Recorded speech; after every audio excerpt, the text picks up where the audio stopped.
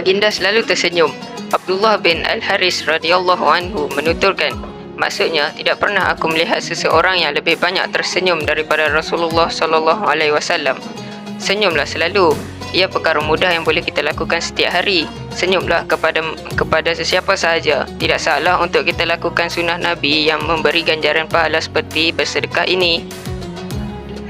Seterusnya, ketika bangun daripada tidur, Nabi SAW akan mengusap wajah dengan tangannya ketika bangun daripada tidur, lalu membaca doa.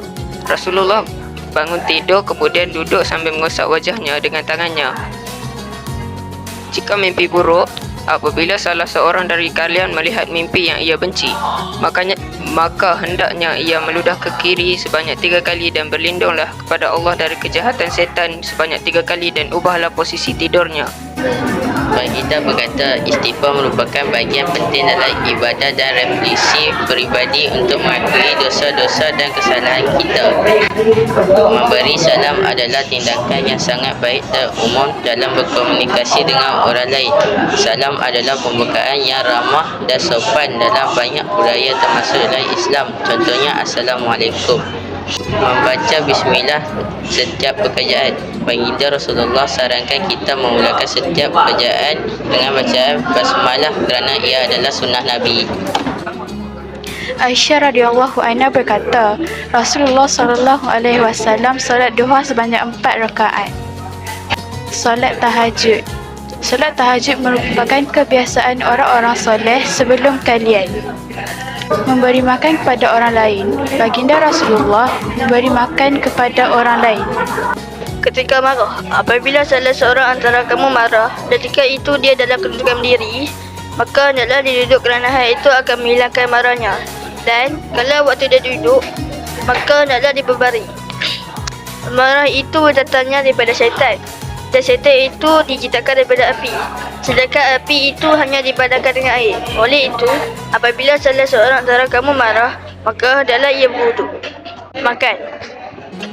Ka'ab bin Malik radhiyallahu meriwayatkan, Rasulullah sallallahu alaihi wasallam makan menggunakan ketiga jari baginda.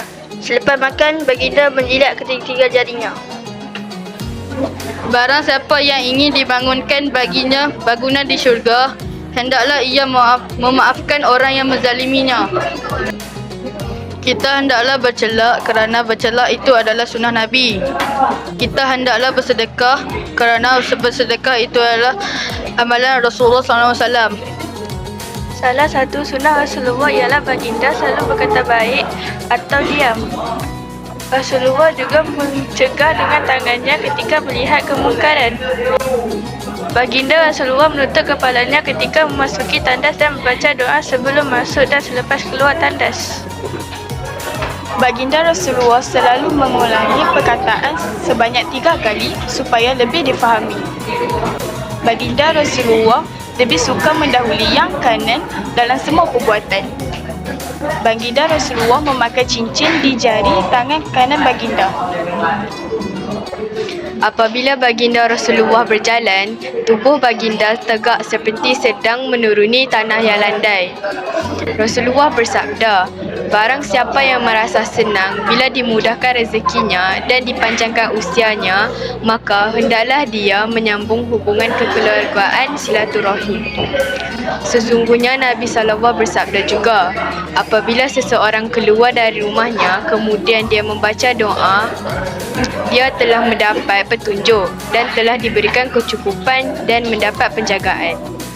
Sunnah Nabi iaitu membaca Al-Quran amat mudah kita amalkan bergantung kepada jenis individu. Siapa yang berwudu yang membaguskan wudu, dosa-dosanya akan terkeluar dari jasad bahkan sampai keluar hujung-hujung kuku. Jika seseorang di antara kalian bersin, maka ucaplah Alhamdulillah.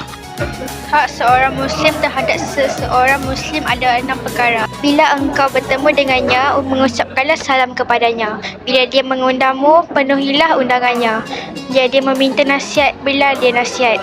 Bila dia bersin, lalu dia memberi tahmid, berdoalah semoga dia beroleh rahmat. Bila dia sakit, kunjungilah dia. Dan bila dia meninggal dunia, ikutlah menghantar jenazah ke kubur. Dari Sayyidina Aisyah bersabda, sesungguhnya Rasulullah SAW telah bersabda, bersuci itu kebersihan mulut dan dapat reda dari Tuhannya. Riwayat Ahmad dan Al-Bukhari. Rasulullah bersabda, tidak ada seorang hamba yang Muslim apabila berdoa kepada saudaranya yang berjauhan tanpa pengetahuannya. Ia menunjukkan ramai orang bersungguh-sungguh ingin mendapatkan saf bahagian hadapan kerana ganjaran yang diberikan amatlah luar biasa. Ia adalah sunnah Nabi yang patut kita ikut.